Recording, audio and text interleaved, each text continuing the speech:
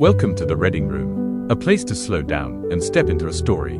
Today's chapter, let's begin. Chapter 2. Dill left us early in September to return to Meridian. We saw him off on the 5 o'clock bus and I was miserable without him until it occurred to me that I would be starting to school in a week. I never looked forward more to anything in my life. Hours of wintertime had found me in the treehouse, looking over at the schoolyard, spying on multitudes of children through a 2-power telescope Jem had given me, learning the games, following Jem's red jacket through wriggling circles of blind man's buff, secretly sharing their misfortunes and minor victories. I longed to join them. Jem condescended to take me to school the first day, a job usually done by one's parents, but Atticus had said Jem would be delighted to show me where my room was. I think some money changed hands in this transaction, for as we trotted around the corner past the Radley place I heard an unfamiliar jingle in Jem's pockets.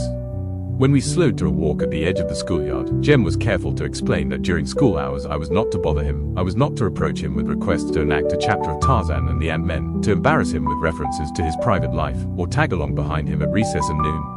I was to stick with the first grade and he would stick with the 5th. In short, I was to leave him alone.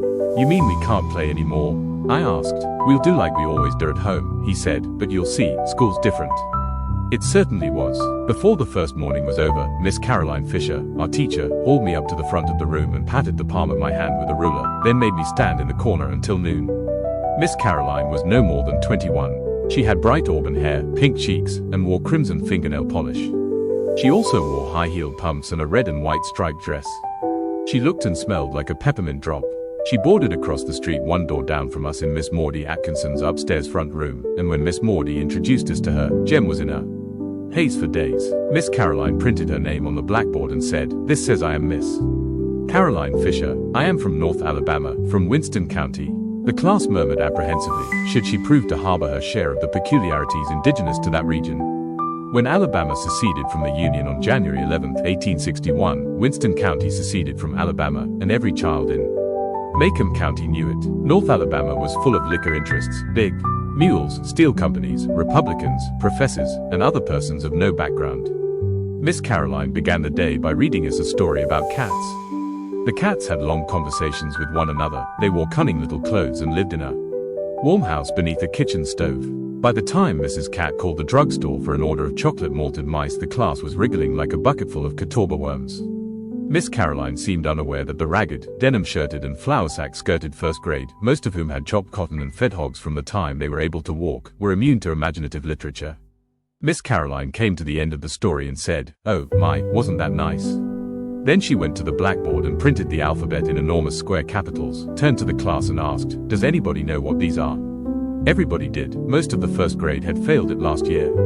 I suppose she chose me because she knew my name. As I read the alphabet, a faint line appeared between her eyebrows, and after making me read most of my first reader and the stock market quotations from the mobile register aloud, she discovered that I was literate and looked at me with more than faint distaste. Miss Caroline told me to tell my father not to teach me anymore, it would interfere with my reading.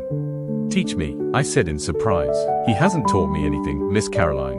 "Atticus ain't got time to teach me anything," I added, when Miss Caroline smiled and shook her head. "Why, he's so tired at night he just sits in the living room and reads." "If he didn't teach you, who did?" Miss Caroline asked good-naturedly. "Somebody did. You weren't born reading the mobile register." "Jem says I was. He read in a book where I was a bullfinch instead of a finch." "Jem says my name's really Jean Louise Bullfinch, that I got swapped when I was born and I'm really a..." Miss Caroline apparently thought I was lying.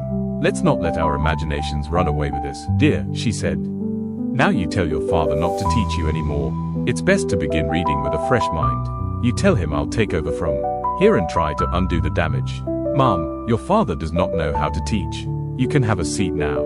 I mumbled that I was sorry and retired meditating upon my crime.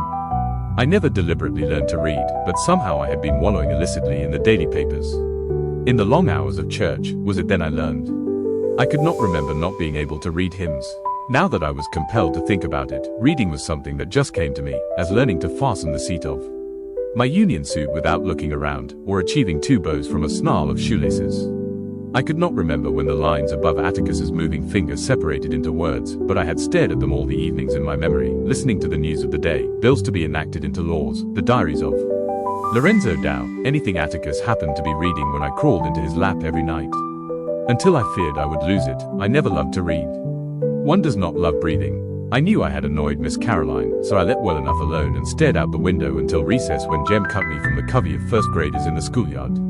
He asked how I was getting along. I told him, if I didn't have to stay I'd leave. Jem, that damn lady says Atticus has been teaching me to read and for him to stop it.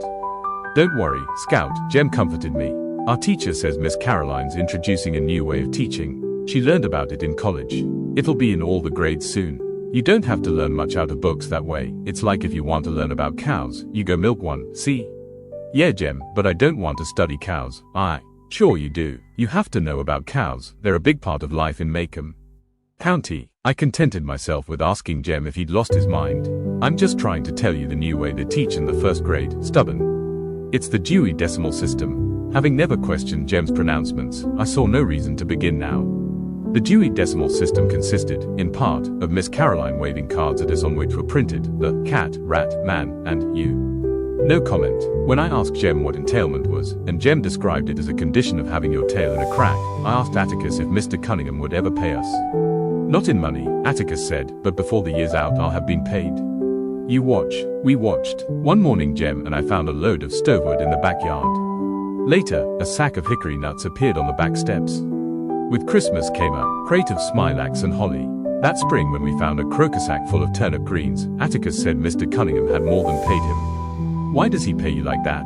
I asked. Because that's the only way he can pay me. He has no money. Are we poor, Atticus? Atticus nodded. We are indeed. Jem's nose wrinkled. Are we as poor as the Cunninghams? Not exactly. The Cunninghams are country folks, farmers, and the crash hit them hardest.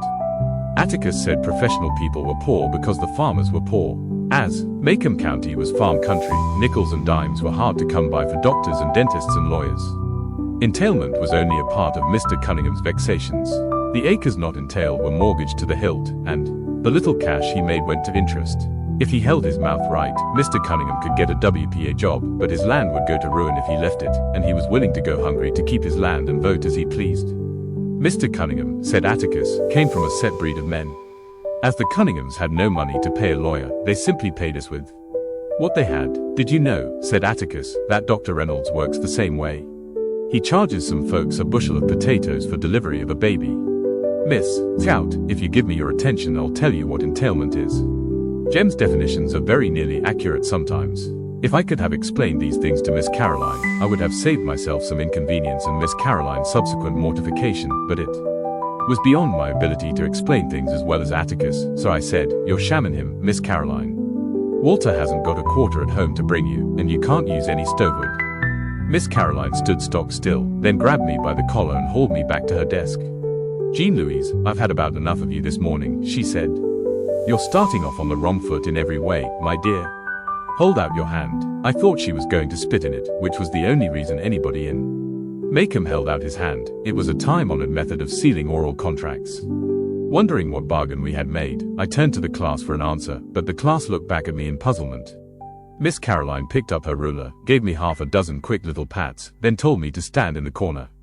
A storm of laughter broke loose when it finally occurred to the class that Miss Caroline had whipped me. When Miss Caroline threatened it with a similar fate, the first grade exploded again, becoming cold sober only when the shadow of Miss Blount fell over them. Miss Blount, a native Maycombian as yet uninitiated in the mysteries of the decimal system, appeared at the door hands on hips and announced, if I hear another sound from this room I'll burn up everybody in it. Miss Caroline, the 6th grade cannot concentrate on the pyramids for all this racket. My sojourn in the corner was a short one. Saved by the bell, Miss Caroline watched the class file out for lunch. As I was the last to leave, I saw her sink down into her chair and bury her head in her arms. Had her conduct been more friendly toward me, I would have felt sorry for her. She was a pretty little thing. You've been listening to The Reading Room. Thanks for sharing this chapter with us. When you're ready, the next one is waiting.